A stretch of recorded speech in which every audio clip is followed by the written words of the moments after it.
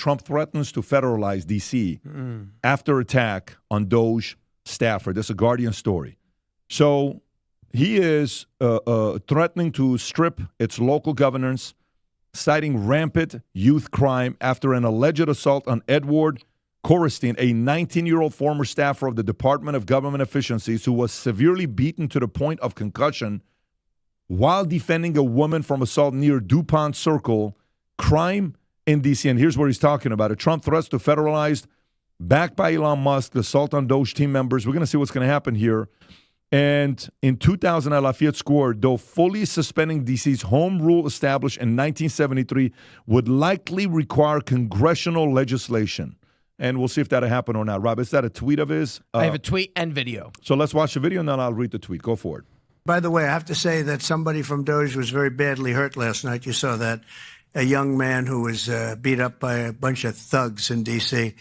And either they're going to straighten their act out in terms of government and in terms of protection, or we're going to have to federalize and run it the way it's supposed to be run.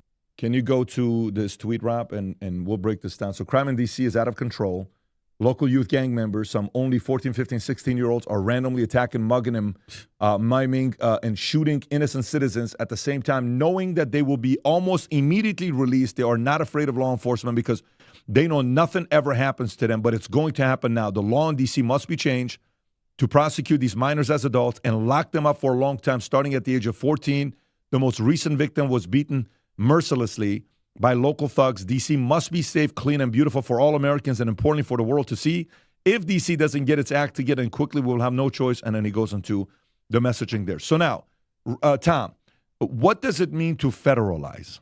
Does that mean the government now starts controlling it over? By the way, is that Elon tweeting? Yes, he tweeted to Trump's tweet. Okay, so a few days ago, a gang of about a dozen young men tried to assault a woman in her car at night in D.C. A Doge team member saw that was happening, ran to defend her, and was severely beaten to the point of concussion, but he saved her. It is time to federalize D.C. So they're on the same page together on this thing here. What does this mean, Tom, and who's going to be against it? Okay, federalizing, so D.C. is a city. Cities normally are part of counties, and counties are part of states. So you usually have a governor, county laws, like sheriffs, and then the city. Is that the kid, by the way, Rob? Yes, sir. That's him. Can you zoom? Is that so that's the kid after protecting the lady. Yep. That's what they did to him? Yep. Are you serious? That's serious. So can we find out about this 19-year-old kid? He's the Doge guy, the big, you know what? I know. I want to know who he is. Can you pull up his name and just go, is this Edward Big Balls Correstein? Yes. This is the guy. That's him. Great name. Edward. Yeah, let's see who he is. That's him. But I want to know who he is. Like, I actually want to read, who is this guy? Okay. So he was known as online alias Big Balls. Is an American college student programmer formerly appointed by Doge and made a permanent federal employee with the title of senior advisor to the highest paid grade GS-15 in the General Services Administration at the end of May 2025. He was resigned weeks later in June before taking a job with Social Security Administration. Born, there was a father, was a CEO of Lesser Evil. The maternal grandfather, Valerie, was a KGB lieutenant colonel executed by Soviet Union as a double agent. After his execution, his widow moved for her children in the United States. According to LinkedIn resume, Corson graduated from Rye Country and attends Norton University. He enrolled in Norton University Mechanical Engineering. He expected your graduation. School friends described him as intelligent and driven, while Elon Musk being a hero. Corson is a registered Republican. Interesting. So, Tom, this guy gets beat up. That picture is tough to watch, by the way, with what happened to him. So good for him for being a hero.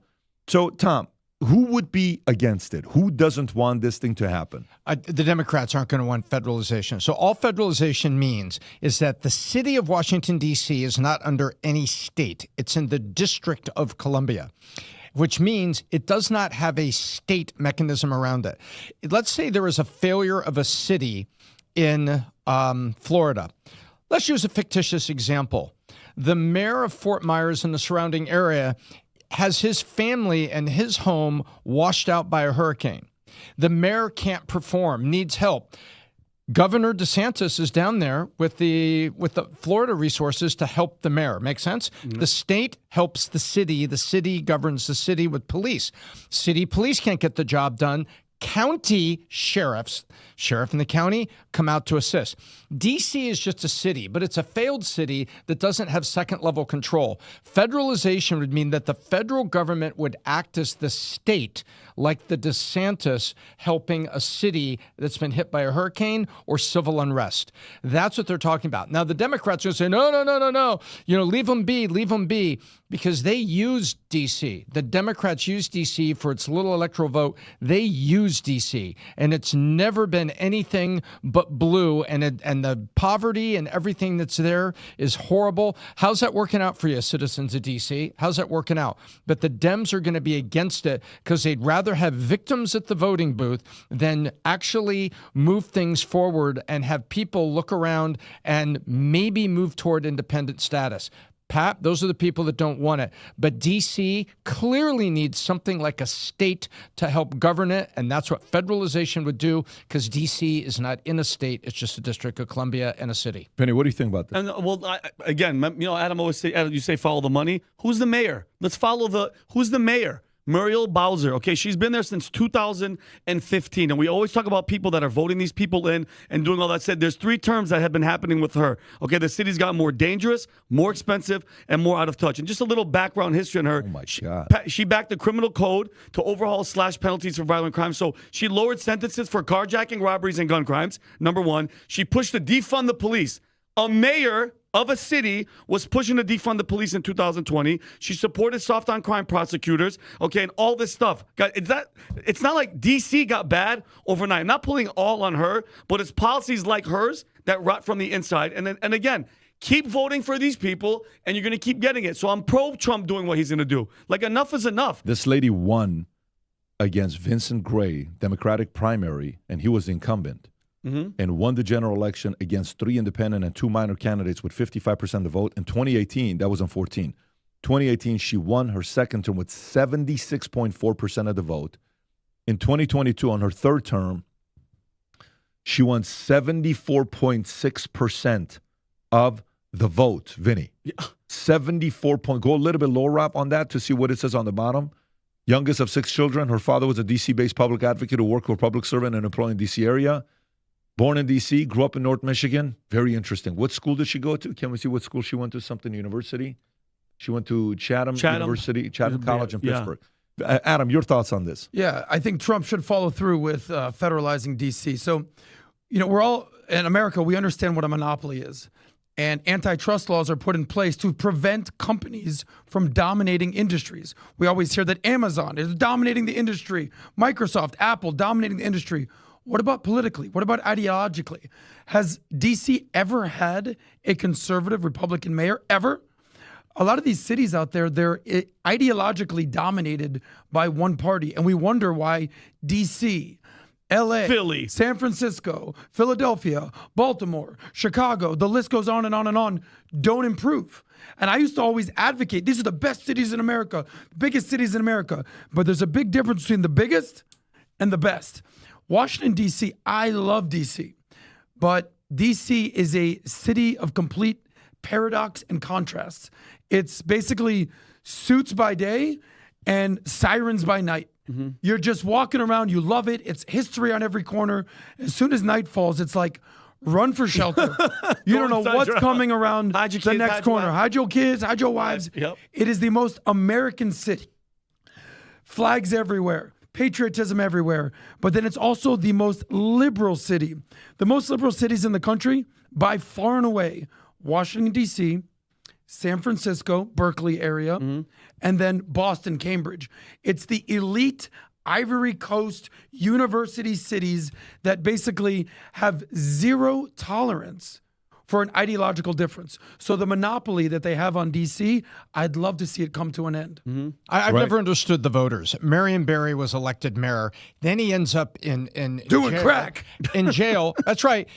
Crack and with Hunter Biden. And allegedly also using city funds allegedly to pay for hookers, making him known as the Beducation president. Yes. I mean, the Beducation mayor. Great name. And then his campaign slogan was, I will get the drugs off the street and into my nose. So it's like, and then after he goes to jail, the people reelected him.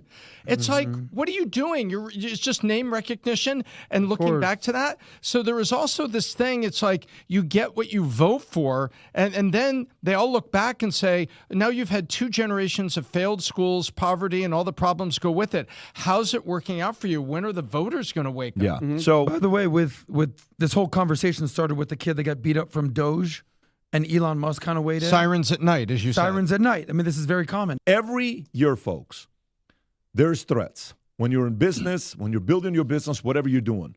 This year, we are releasing our annual Top 20 Threat Report coming up at a free webinar on August 19th, 6 p.m. with a white paper that will be given to everybody. These are threats that we personally go through ourselves. We now have grown our business the last couple of years from 20 employees, 30 employees to now 164 full-time employees. This is not ICs. This is not independent contractors. I'm talking that's on the Valuetainment side. And then on the PHV side, we're dealing with a complete different threats. So we're simply taking all of those threats and we're sharing it with you to be ready with it. Some of it is evergreen threats. Some of it is emerging green. Some of it is black swan threats. But it's things that you need to know about. So if you haven't yet registered for this, I think I'm saying this for the first time today, but maybe you've seen some of the ads other places. Go to vtwebinar.com. Again, vtwebinar.com. Sign up for it. Anybody that's on there at the end of it, we will give the white paper of the 20 threats to all of you. Again, go to vtwebinar.com, register for it, and we'll share it with you. If you enjoyed this video, you want to watch more videos like this, click here. And if you want to watch the entire podcast, click here.